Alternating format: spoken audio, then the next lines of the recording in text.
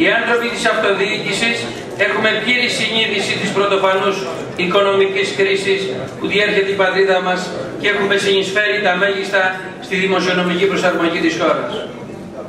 Ήδη την τελευταία τριετία έχουμε μείωση των πόρων της τοπικής αυτοδιοίκησης κατά 60% και τη ΣΑΤΑ κατά 55% σε σχέση με την αντίστοιχη του 2009. Μέχρι αυτή τη στιγμή δεν έχει εκταμιευθεί ούτε €1 από τη ΣΑΤΑ, ενώ διανύουμε τον 8ο μήνα. Ενδεικτικά αναφέρω αυτό που είπε και ο Περιφερειάρχης μας, ότι η ΚΑΠ το 2011 ανέρχονταν μηνιαίως σε 168 εκατομμύρια ευρώ, το μήνα Ιούνιο σε 135 εκατομμύρια ευρώ και τώρα τον Ιούλιο, γιατί ο ΚΑΠ που πήραμε τώρα είναι του Ιουλίου, με ένα μήνα καθυστέρηση, ανέρχεται σε 96 εκατομμύρια. Με ενδεχόμενο, κυρίες και κύριοι συνάδελφοι, να φτάσουν στους επόμενους μήνες οι επιχορηγήσεις στα 72 εκατομμύρια ευρώ, σύμφωνα με τον αναπληρωτή Υπουργό Οικονομικών κ. Σταϊκούρα, τη συνάντηση που είχαμε μαζί του στις 3 Αυγούστου. Υπενθυμίζω ότι με βάση τη συμφωνία που έγινε με το Υπουργείο Οικονομικών και την απόφαση του αναπληρωτή Υπουργού κ. Σαχινίδη της 19ης Μαρτίου του 2012, το συνολικό ποσό των ΚΑΠ που πρέπει να αποδοθεί στους Δήμους από τον τακτικό προϋπολογισμό ανέρχεται σε 2.700 εκατομμύρια. Πάντοτε θέλω να επισημάνω στους συναδέλφους, όταν αναφερόμαστε σε αυτό το ποσό, να έχετε υπόψη σας ότι περίπου 900 εκατομμύρια αφορά τα προνοιακά επιδόματα, που εμείς είμαστε μεσίτες.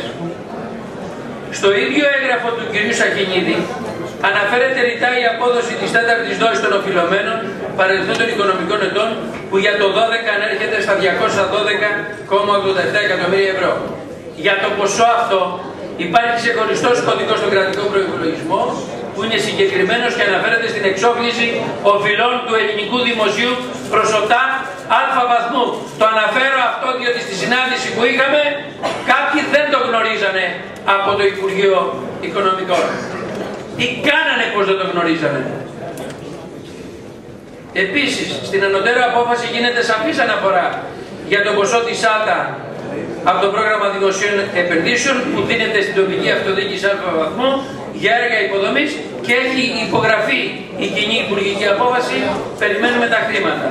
Με βάση λοιπόν τα 2.700 εκατομμύρια ευρώ το Γενικό Λογιστήριο θα πρέπει να καταβάλει κάθε μήνα 220,8 εκατομμύρια ευρώ από τα αποδιδόμενα 197,5 εκατομμύρια, δηλαδή θα πρέπει να καταβληθούν επιπλέον 163,1 εκατομμύριο ευρώ ως αναδρομική διαφορά από 1η Γενάρη έως 31 Ιουλίου του 2012.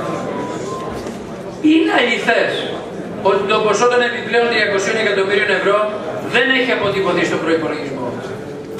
Αυτό όμως δεν εμπόδισε το Υπουργείο Οικονομικών να εκταμιεύσει 149 εκατομμύρια ευρώ το μήνα Απρίλιο με βάση την παραπάνω συμφωνία, ενώ για όλους τους άλλους μήνες ήταν 135 εκατομμύρια. Δηλαδή υπάρχει επί της ουσίας αποδοχή από το Υπουργείο Οικονομικών, έχει υλοποιηθεί τον Απρίλιο, επομένως δεν ισχύουν αυτά τα οποία λέει ο αναπληρωτής Υπουργός Οικονομικών. Εμείς από το 10 έχουμε ήδη προχωρήσει σε πρωτόγνωρες για τα ελληνικά δεδομένα αναδιαρθρώσεις με βάση το πρόγραμμα Καλλικράτης.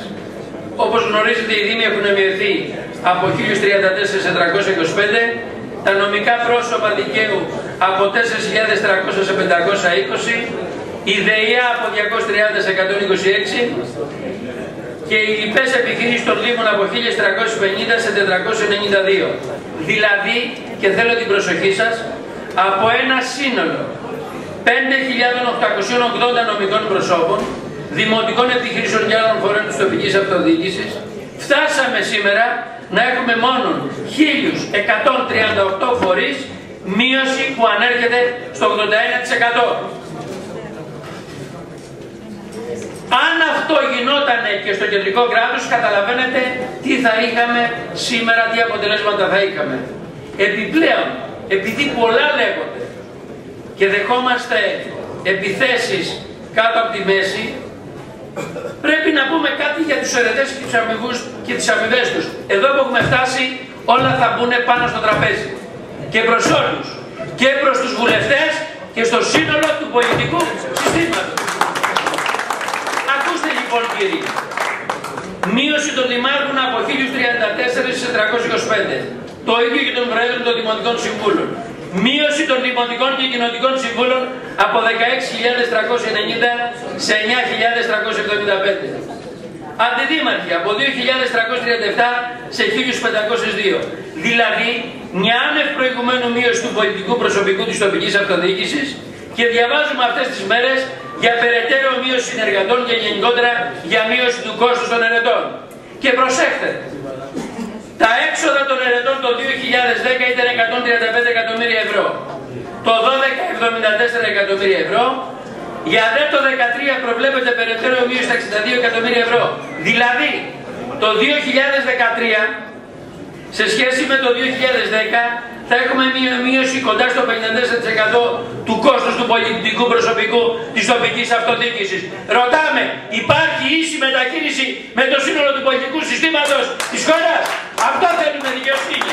Ξέρουμε που βρίσκεται η χώρα μας.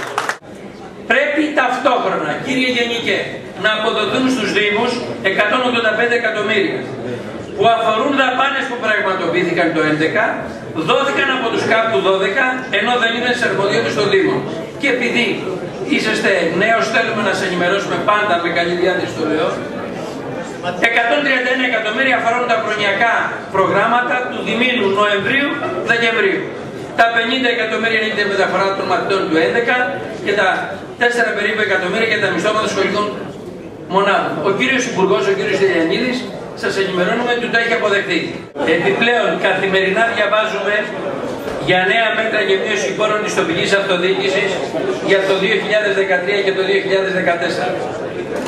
Ζητήσαμε από τους υπουργούς κύριο Στυλιανίδη και κύριο Σταϊκούρα ενημέρωση. Δυστυχώς μέχρι σήμερα δεν έχουμε υπεύθυνη ενημέρωση για το τι μέλη γενέστε το 2013 και το 2014.